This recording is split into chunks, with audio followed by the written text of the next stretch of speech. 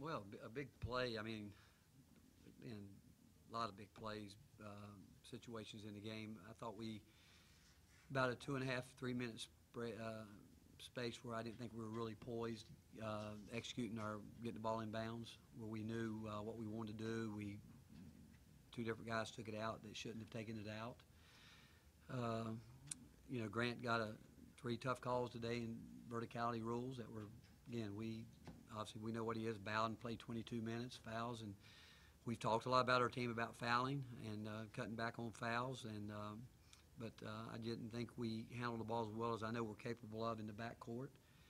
We felt anytime we got into the half court we could get whatever we wanted, and defensively we were good for the most part. And this is a team that scores a lot of points, and the final score, 95 points, is deceptive because I don't think I've ever coached a game where 2 teams scored 42 points in 5 minutes in an overtime. But I really appreciate the effort. That group at the end, they haven't played together all year. They just went out and battled and kept trying to find a way to stay in the game. And but conference play, it's really impressed coming here to play basketball. I love Arkansas crowd. It's like our crowd back home. They love their basketball and they enjoy good basketball. And but we've got to just we played well enough and hard enough, but we weren't poised enough for the regulation time. What do you think of Daryl Mega for the game? I think he scored 13 in overtime. What do you think of his play? Well, again, one thing with Mike's teams, they're going to shoot the ball. People ask me a lot about why don't they turn it over, because they shoot it. They're going to raise up, and I think his guys feel like if they're open, they're going to shoot the ball, and they can get going with it.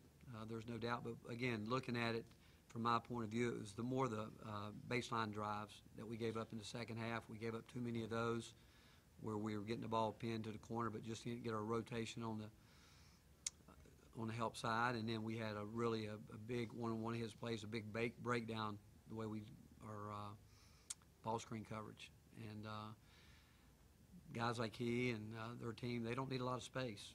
They get going, they get rhythm going. I mean, like most shooters do, if they start feeling it, they're tough to stop. I guess making in particular, what do you think of him in particular? Again, what I've thought, I think he's a guy that can get his shot off pretty much any time he wants to, and he's going to shoot it deep. Does a good job drawing fouls too. Knows how to get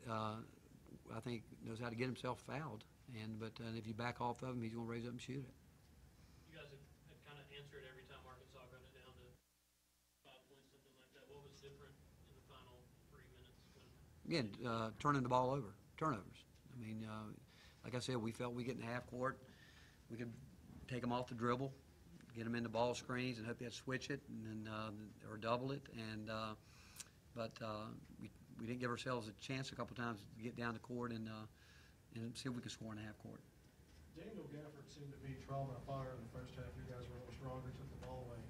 Looked like he took over in the second half of the second half, fourth quarter. What do you think about his play? I like you guys, by the way. You guys are always looking for good things for your players. I like it. That's a good deal. I think he's good.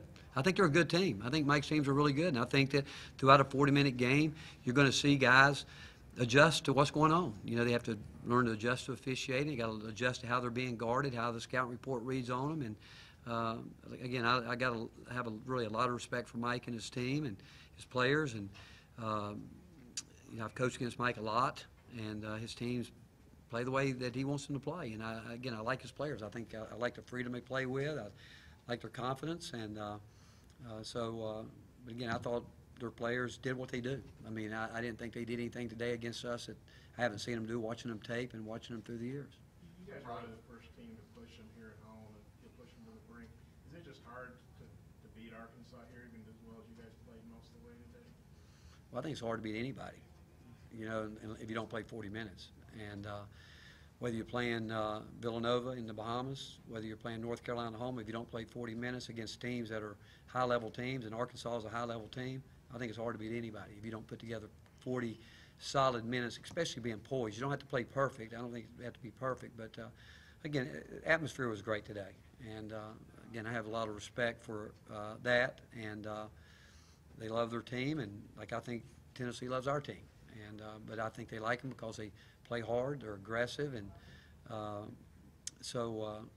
again, to win at this level, night in and night out, you've got to be able to play for 40 minutes. Two more?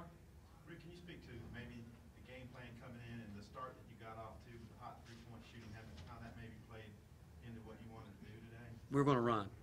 We're going to run as fast as they want to run.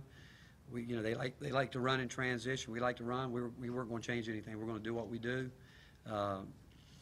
We went about our preparation the way we would for North Carolina, Villanova. Nothing changed there. We knew that we could get it into some more ball screen stuff than we probably have done in the past, but we've done that some throughout.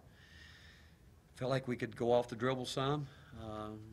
And offensively, the defensively was the biggest thing, was try to take away their transition game.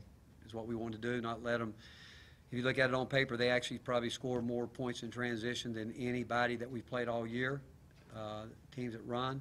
I don't know when we really look at it, fast break points, again, the way they guard it, the way we would do it, we'll look at it and see what, but that was important, trying to take away transition baskets. We did that for the most part. You're not going to get them all. We ran back on them, and then the game really sort of settled into a half-court game until we weren't poised in getting the ball in bounds and giving them too many opportunities on the other end. Pretty amazed by the 33 to 5 bench point disparity. What was it?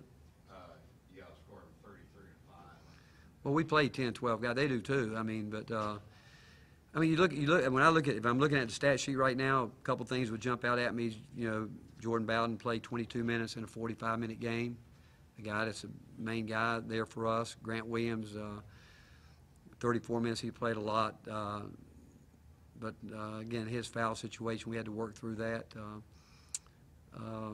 But overall, again, our bench, we use it. I mean, we used it all year, and we've even gone as many as 12 guys in the game, which I'm sure we'll do again at some point in time. But other than those, like I said, 2.5, 3 minutes where we just weren't poised getting the ball in bounds is from our. There'll be other things once I look at it, but overall, conference opener, both teams went at it pretty good, and I don't know when they play again, but we got a quick turnaround. We have to learn from it and get ready for another one. Thank you, Coach. Thank you, guys.